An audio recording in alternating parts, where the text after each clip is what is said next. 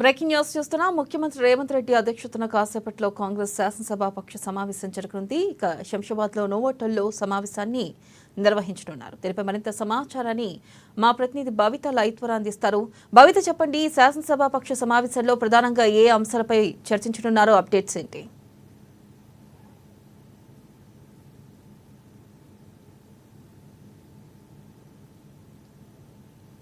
ఇప్పటికే దీనికి సంబంధించి ఎమ్మెల్యేలు మంత్రులందరూ కూడా హాజరయ్యారు. మరి కాసేపటి సీఎం రేవంత్ రెడ్డితో పాటు ఇన్ఛార్జ్ అయినటువంటి మీనాక్షి నటరాజన్ కూడా హాజరు కాబోతుంది. అయితే ఈరోజు ప్రధాన ఎజెండాగా ఒక 4 అంశాలను తీసుకున్నారు. సన్నబియ్యం పంపిణీ కావచ్చు, ఎస్సీ వర్గీకరణకు సంబంధించి కావచ్చు, భూభారతి పోర్టల్తో పాటు ఇందిరమ్మ ఇళ్ల పథకంపై ప్రధాన ఎజెండాగా ఈ సమావేశం కొనసాగుతుందని చెప్పుకోవాలి. ప్రస్తుతం మనతో పాటు మాట్లాడడానికి ప్రభుత్వ వైపు బీర్ల ఐలయ్య గారు ఉన్నారు. సార్, చెప్పండి, ఏ అంశాలపై ఈరోజు ప్రజాప్రభుత్వం వచ్చి 15 మాసాలు అవుతుంది. మా ముఖ్యమంత్రి మా మంత్రులంతా కూడా తీసుకున్న నిర్ణయాలు ప్రజాపాలన ద్వారా ప్రజల సంక్షేమం అందిస్తున్నటువంటి కార్యక్రమాలు చర్చను, అదేవిధంగా ఈ రాష్ట్రంలో ఈ సంవత్సరంలో కేటాయించినటువంటి 4,50,000 ఇందిరమ్మ ఇళ్లను ఏ రకంగా ముందుకు తీసుకెళ్లాలి, ప్రతి నియోజకానికి 3,500 ఇందిరమ్మ ఇల్లు ఇచ్చుకుంటూ పేదలలో నిరుపేదలకు ఫస్ట్ ప్రాధాన్యత ఇవ్వాలి, వాళ్ళకు కొత్తగా ఇల్లు కట్టాలని ఒకటి.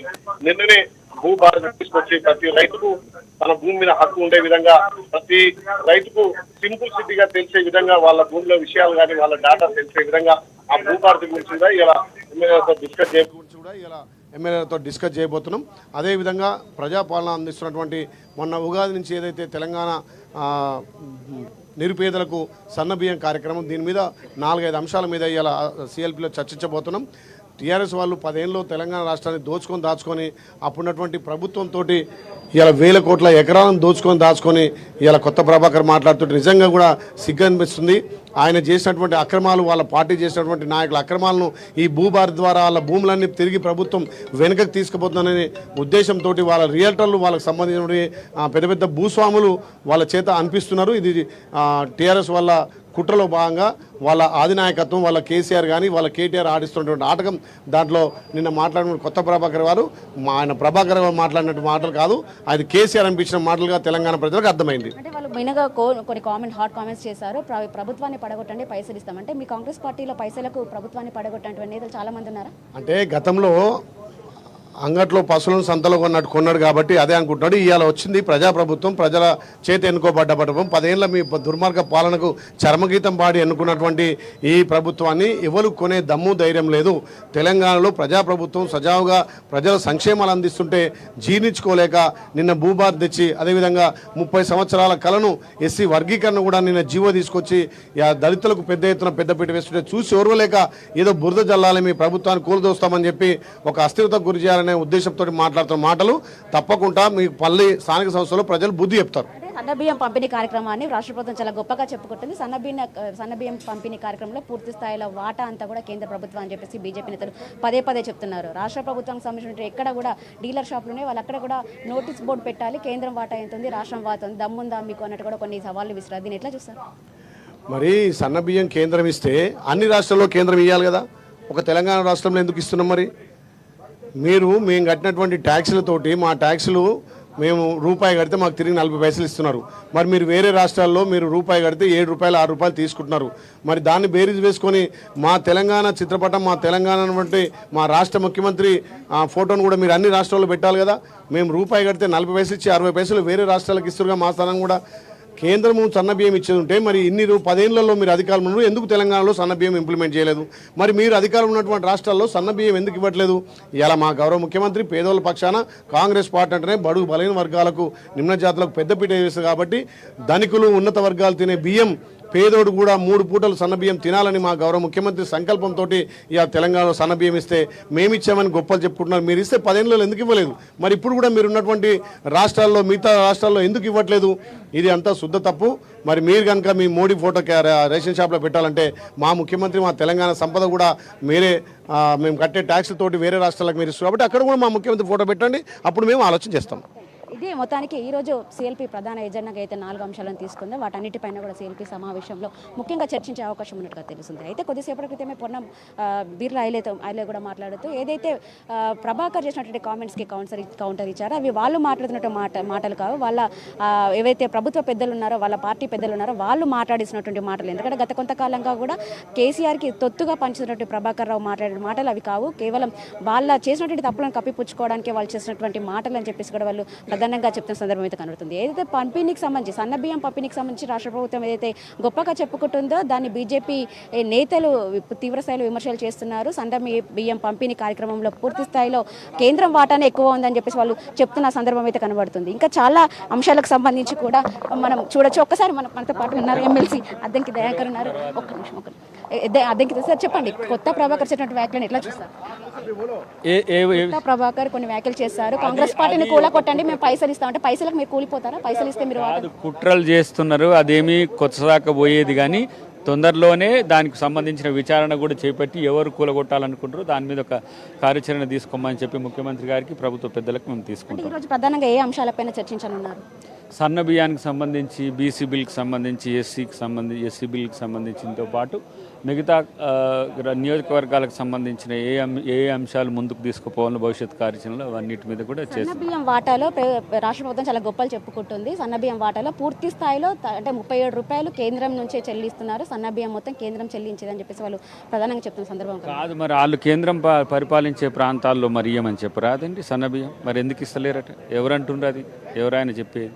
కాబట్టి ఇది ఏదైనా కొత్త పథకం, మంచి పథకం తెస్తే అది ప్రభుత్వానికి క్రెడిబిలిటీ రాకుండా చేసే ఒక కుట్ర జరుగుతుంది. దాని మీద కూడా మేము పెద్దగా ఏం పట్టించుకోం. ప్రజలకు సంతోషం చూస్తాం తప్పితే ప్రతిపక్షాల ఏడుపు మాకెందుకు.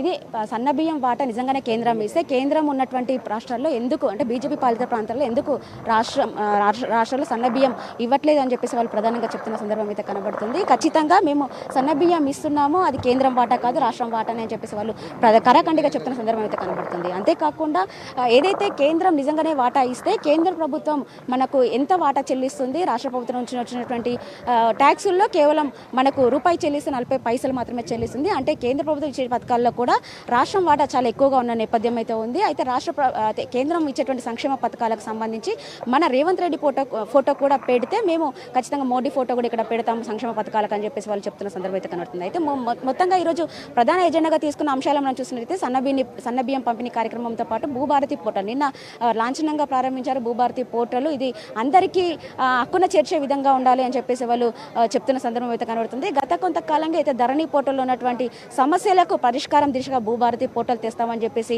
ప్రభుత్వం అధికారంలోకి వస్తే ఖచ్చితంగా ధరణిని బంగాళాఖాతంలో చేరుస్తామని చెప్పేసి అయితే గత పీసీసీ కావచ్చు ఇప్పుడున్నటువంటి సీఎం రేవంత్ రెడ్డి ఎన్నోసార్లు పలు సందర్భాల్లో చెప్పిన సందర్భం అయితే కనబడుతుంది. ఆ నేపథ్యంలోనే గత కొంతకాలంగా భూభారతి పైన చాలా స్పష్టత కూడుకున్నటువంటి అంశాలన్నిటినీ కూడా ఇందులో పొందుపరిచే విధంగా దీన్ని రూపకల్పన చేయాలని చెప్పేసి తీవ్ర స్థాయిలో వాళ్ళు కృషి చేసిన సందర్భం అయితే ఉంది. అయితే నిన్న తాజాగా వాళ్ళు భూభారతి పోర్టల్ని ఆవిష్కరించిన సందర్భం అయితే ఉంది. అయితే ఇది పూర్తి స్థాయిలో ప్రజల్లోకి తీసుకోవాలని చెప్పేసి వాళ్ళు నిన్న కలెక్టర్ల సమావేశంతో పాటు రెవెన్యూ అధికారుల సమావేశంలో కూడా వాళ్ళు చెప్పిన సందర్భం అయితే ఉంది. అయితే భూభారతి పోర్టల్కు సంబంధించి ఇప్పటికే ఒక 4 మండలాలను 4 జిల్లాలకు సంబంధించి పైలట్ ప్రాజెక్టులు తీసుకున్నారు.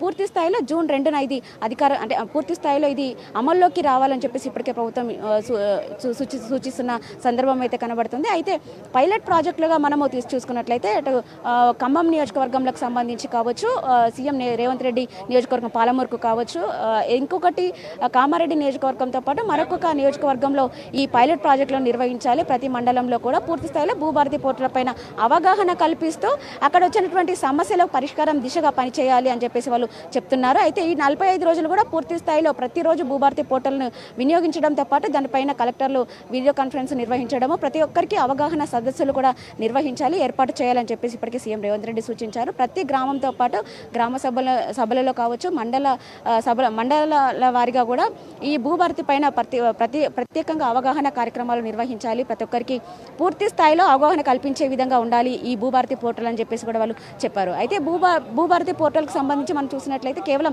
గతంలో ఉన్నటువంటి ధరణి పోర్టల్లో 33 మాడ్యూల్స్ ఉండేవి. కానీ ఇప్పుడు దాన్ని అన్నిటినీ కూడా సింప్లిఫై చేస్తూ కేవలం 6 మాడ్యూల్స్లోనే దీన్ని రూపొందించారు. పూర్తి స్థాయిలో ఒక స్టార్టింగ్ అంటే ఓపెన్ చేసినటువంటి ఒక మాడ్యూల్లో మాత్రం ఈ భూభారతి పోర్టల్లో గతంలో మనం చూసినట్లయితే ధరణిలో కేవలం అది ఎంతవరకు ఉండేది కంటే కేవలం ల్యాండ్ ఎవరిదో అని మాత్రమే కనీసం డీటెయిల్స్ ఉండేటివి. ఇప్పుడు మాత్రం ఒకవేళ ఆ ల్యాండ్ ఎవరిది, ఎన్ని ఎకరాలు ఉంది, వాళ్ళ పేరు, భూ యజమాని ఎవరు, దానికి ఏ రూపంలో వచ్చింది, వారసత్వ రూపంలో వచ్చిందా, ఇంకే రూపంలో వచ్చింది పూర్తి డీటెయిల్స్ కూడా అందులో పొందుపరిచే విధంగా ఈ భూభారతి పోర్టల్ని రూపొందించారు. అయితే ఒకేసారి 1 కోటి మందికి పైగా ఏదైతే యాప్ను ఓపెన్ చేసి చూసినా కూడా బ్రౌజ్ చేస్తున్నా కూడా ఎలాంటి సమస్యలు టెక్నికల్గా తలెత్తకుండా ఉండేందుకు కూడా కాను ఈ భూభారతి పోర్టల్ని రూపొందించారు. దానిలో యూజ్ చేసే ఫాంట్ సైజ్ కావచ్చు, దానికి సంబంధించిన లాంగ్వేజెస్ని కూడా పూర్తి స్థాయిలో తెలుగు, హిందీ, ఉర్దూ లాంగ్వేజ్లో కూడా దాన్ని రూపొందించారు. అంతేకాకుండా భూభారతి పోర్టల్ ఎవరు ఓపెన్ చేసినా కూడా సాధారణ లాంగ్వేజ్తో పాటు దానిలో ప్రతి ఒక్కరికి అర్థమయ్యే ఫాంట్ ఉండే విధంగా దాన్ని రూపొందించాలని చెప్పేసి పూర్తి స్థాయిలో దానిపైన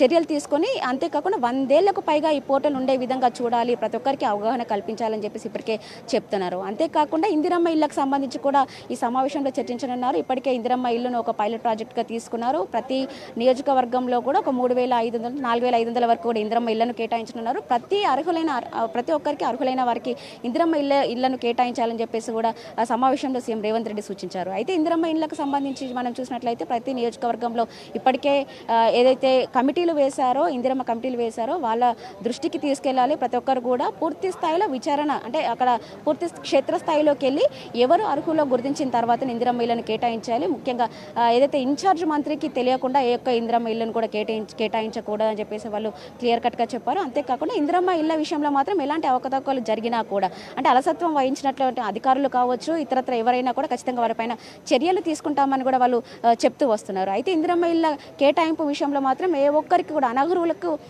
ఇందిరమ్మ ఇల్లు కేటాయించడం తెలిసి మాత్రం వెంటనే వాళ్ళని వెనక్కి తీసుకోవాలి. వాళ్ళకి ఇచ్చినటువంటి నిధులకు సంబంధించి కూడా పెద్ద మొత్తంలో వాళ్ళ దగ్గర నుంచి కేటాయించాలి, అంటే వాళ్ళు తీసుకోవాలని చెప్పేసి వాళ్ళు చెప్తున్నారు. ఒకవేళ ఏవైతే ఇందిరమ్మ ఇళ్లకు సంబంధించిన కమిటీలు వేశారో వాళ్లకు అనుగుణంగా ఉన్నటువంటి వాళ్ళకు కూడా ఇందిరమ్మ ఇళ్లను కేటాయిస్తే ఖచ్చితంగా పూర్తి స్థాయిలో మండల గ్రామ అధికారులు కూడా పూర్తి స్థాయిలో, అంటే గ్రామాలకు వెళ్ళి గ్రౌండ్ లెవెల్లో వాటిపైన పరిశీలన చేయాలి. ఖచ్చితంగా అర్హులైనటువంటి వాళ్ళకే ఇవ్వాలి అని చెప్పేసి ఇప్పటికే సూచిస్తున్నారు. ఆ విధంగా ఒకరి తర్వాత ఒకరికి స్టెప్ బై స్టెప్గా ఖచ్చితంగా దానిపైన పరిశీలన చేస్తూ ఇందిరమ్మ కమిటీల ద్వారా కావచ్చు, ఇతర ఇన్ఛార్జ్ మంత్రుల ద్వారా కావచ్చు, ఇంకా అధికారులు ఇవన్నీ కూడా 3 స్టెప్లలో పరిశీలన చేసిన తర్వాతనే ఇందిరమ్మ ఇండ్లకు సంబంధించి అర్హులకే అవి పొందుపరచాలని చెప్పేసి కూడా వాళ్ళు చెప్తున్న సందర్భం కలుగుతుంది. ఇంకొక అంశం ఎస్సీ వర్గీకరణకు సంబంధించిన అంశము, బీసీ కులగణనకు సంబంధించి కావచ్చు. ఇప్పటికే దేశంలో ప్రతిష్టాత్మకంగా కేవలం తెలంగాణ ప్రభుత్వమే చేసిందని చెప్పేసి ఇప్పటికే రాష్ట్ర నేతలు కూడా, పార్టీ నాయకులు కూడా చెప్తున్న సందర్భం కనబడుతుంది. చాలా అంశాలు కూడా ఇప్పటికే దేశంలో ఏ రాష్ట్రం చేయలేని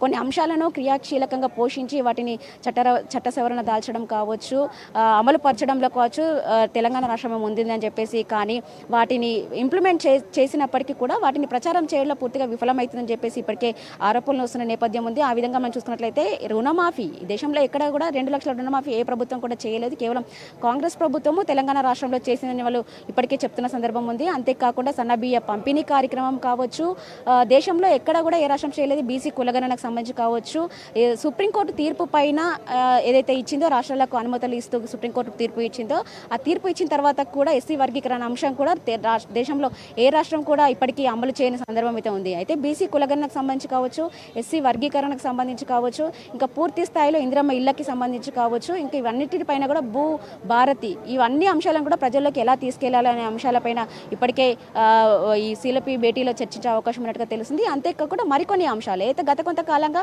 15 నెలల నుంచి కొత్తగా ఎన్నికైనటువంటి ఎమ్మెల్యేలు కావచ్చు, ఇప్పటికే పలుమార్లు ఎన్నికైనటువంటి ఎమ్మెల్యేలు కావచ్చు, వాళ్ళు నియోజకవర్గాల్లో వాళ్ళు చేసినటువంటి అంశాలు ఏంటి, వాళ్ళు ఏ విధంగా నియోజకవర్గ అభివృద్ధి కోసం వాళ్ళు పాటుపడుతున్నారు, వాళ్ళు చేసినటువంటి కార్యక్రమాలు ఏంటి, అంతేకాకుండా ప్రభుత్వం నిర్వహిస్తున్నటువంటి కార్యక్రమాలలో వాళ్ళు ఏ విధంగా పాలు పంచుకుంటున్నారు, ఆ కార్యక్రమాలలో ఏ విధంగా భాగమవుతున్నారు అనే అంశానికి సంబంధించి ఇప్పటికే వీళ్ళు పూర్తి స్థాయిలో రిపోర్ట్ అడిగిన నేపథ్యం అయితే ఉంది. కానీ వాళ్ళు ఎవరు కూడా అలసత్వం వహిస్తున్నట్టుగానే తెలుస్తుంది. అంటే ఉన్నటువంటి పూర్తి స్థాయిలో 65 మంది కాంగ్రెస్ ఎమ్మెల్యేలు ఉన్నారు. వాళ్ళందరికీ కూడా దాదాపు 80% మంది కూడా ఇలాంటి నేపథ్యం కలిగినటువంటి వాళ్ళే ఉన్నారు. అయితే ఇప్పటికే కొన్ని సందర్భాల్లో సీఎం రేవంత్ రెడ్డి కూడా సీరియస్ అయిన సందర్భం అయితే ఉంది. దానికి సంబంధించి అంటే వాళ్ళు పూర్తి స్థాయిలో 15 నెలల నుంచి వాళ్ళు చేస్తున్నటువంటి అమలుకు సంబంధించిన అంశాలు కావచ్చు, పార్టీ కార్యక్రమాలకు కావచ్చు, ప్రభుత్వం అమలు చేస్తున్న సంక్షేమ పథకాలు ప్రజల్లో తీసుకెళ్లడంలో ఎంతవరకు సక్సెస్ అయ్యారనే రిపోర్ట్ పైన కూడా ఈరోజు ఈ కాంగ్రెస్ పార్టీ సీఎల్పీ మీటింగ్లో చర్చించే అవకాశం ఉన్నట్టుగా తెలుస్తుంది. Right Bhavitha, thank you.